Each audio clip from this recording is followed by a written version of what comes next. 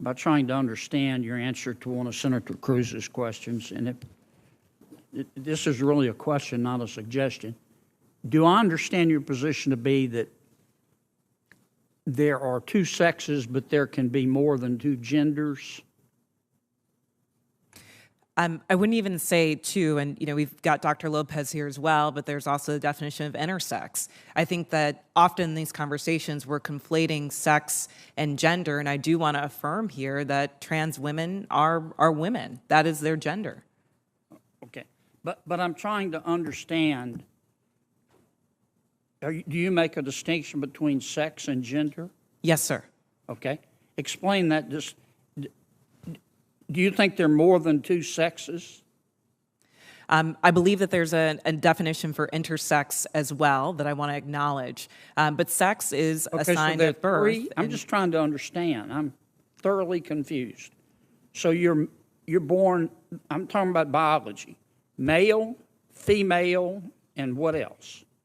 I believe that intersex is also acknowledged, but again, I'm not a doctor here. What I can and say what does intersex mean? Is that there's a difference between sex and gender, and I think in these conversations we're conflating the two.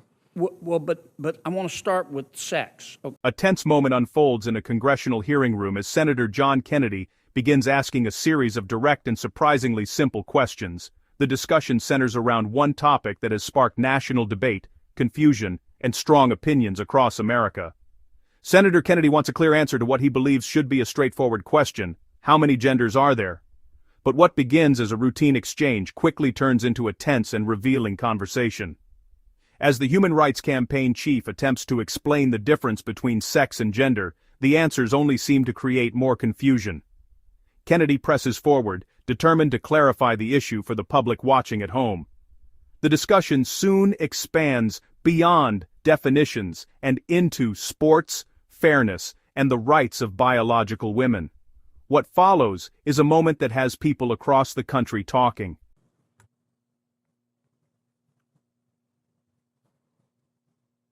Senator Kennedy.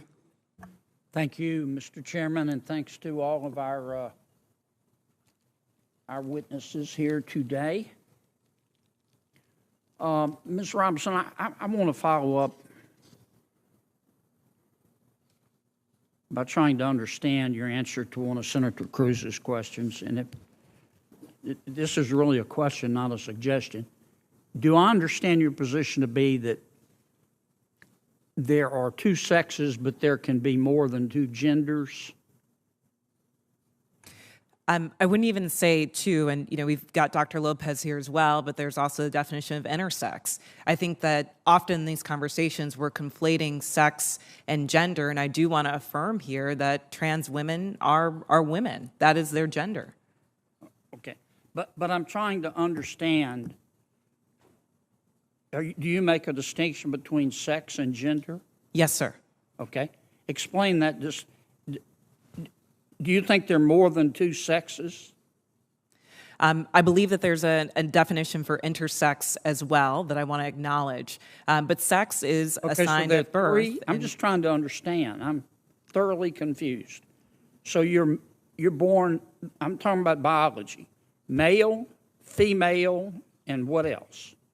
I believe that intersex is also acknowledged, but again, I'm not a doctor here. What I can say what does intersex mean? Is that there's a difference between sex and gender, and I think in these conversations we're conflating the two.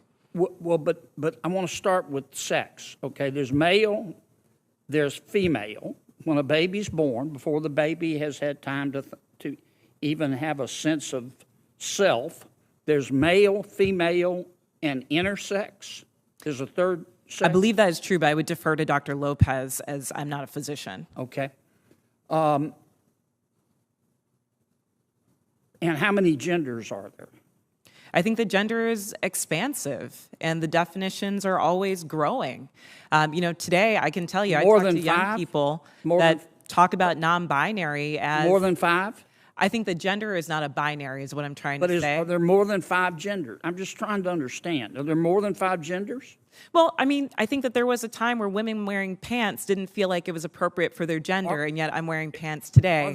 I think that there are ways that we express our gender that are expansive. Are there more than five?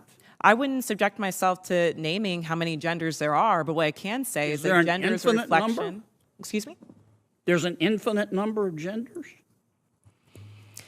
I think depending on your culture, there are a lot of different genders that exist. And I can also say that it's a term that's evolving. If you look at young people today, they really don't lean into the binary of only woman and man. So I think that it's incumbent upon us not to legislate on this, but create space for them to explore what their identities are, what their gender identities are. Let's get back to athletics. I think I understand what you're saying. There are three sexes: male, female, and intersex. I believe that to be true, but again, I'm not a physician. And so there are an infinite number of genders because gender is a mental state. Gender is about expression, and I think that there are a variety of ways that you can express your gender. Okay, so there's infinite number. All right, let's go back to the biology. Male, female, boy, girl. Okay, biologically, do males have an advantage over females biologically in sports? Again, I'm not a physician, and I can't speak to that. What's your real world experience? It depends. I mean, there are some people who are born male that I'm faster than if I were to sprint against them, and some that I'm not. Some males So that are you don't taller than believe some that- women, you and don't some that are believe shorter. that a biological male has a physical advantage in sports over a biological female? Not as a definitive statement. Give me an example. Well, no, I don't think. How many female members of the NBA do you see? Well, I can say that, there's been this news article about men that think that they could beat Serena Williams in tennis, right? That they think that they could actually score a point on her. And it's just not the case. She is stronger than James, that. what's your experience, Ben? Male, female. Both Serena and Venus lost to the 203rd ranked male tennis player, which they're phenoms for women. My experience, my husband, he swam at University of Kentucky as well. In terms of accolades and in terms of national ranking, I was a much better swimmer than him. He could kick my butt any day of the week without trying. Okay. I just think, Ms. Robinson, I'm trying to understand where you're coming from. I think you lose a lot of credibility when you don't concede that a biological male has physical advantages over a biological female. I mean, I just think that's a proven fact, and you really hurt your credibility. I understand you want the world to be a better place. I do too, and I don't think people ought to be discriminated against because of an immutable characteristic. I don't. And I think that I think everybody ought to be free to be themselves. And what you do in your bedroom or what I do in my bedroom with a consenting adult is nobody's business. But if what I do in my bedroom with a consenting adult, if I decide I want to tell somebody's child about it, then other people have rights too. And I think parents have rights. And I think biological females have rights to be able to compete fairly in sport, in sports. So I really think you hurt your credibility when you refuse to acknowledge that biological males have an advantage over biological females. It kind of makes me wonder about all your testimony. Thank you, Mr. Senator Chairman. Kennedy. I'm sorry, go ahead.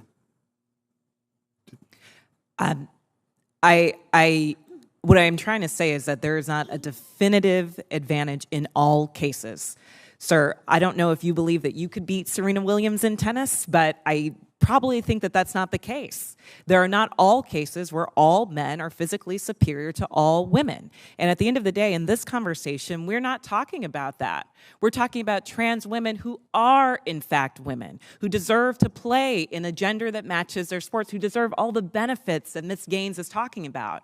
And as a cisgender black woman, I can say definitively that my womanhood is not threatened by a transgender person asserting hers as well. Senator Hirono. Thank you, Mr. Chairman. I thank all of the persons who are testifying today. For Ms. Robinson, do you know what In the end, Senator Kennedy's questioning left a lasting impression on everyone watching the hearing. He approached the discussion with persistence and clarity, focusing on questions that many Americans say they have been asking for years. Rather than accepting vague answers, Kennedy pushed for straightforward explanations that ordinary citizens could understand. Supporters argue that this kind of direct questioning is exactly what public hearings are meant to accomplish, bringing clarity to complicated issues that affect society. His emphasis on biological realities and fairness in sports resonated with viewers who believe policies should protect opportunities for women and girls. Kennedy also made it clear that respect and dignity for every person can exist alongside honest discussions about science and public policy. By insisting on clear answers, he reminded the room that credibility in serious debates comes from acknowledging widely accepted facts. Many observers believe his approach reflected the concerns of parents, athletes, and everyday citizens across the country. In that moment, Kennedy reinforced his reputation as a senator willing to ask tough questions and stand firmly for what he believes is fairness and common sense.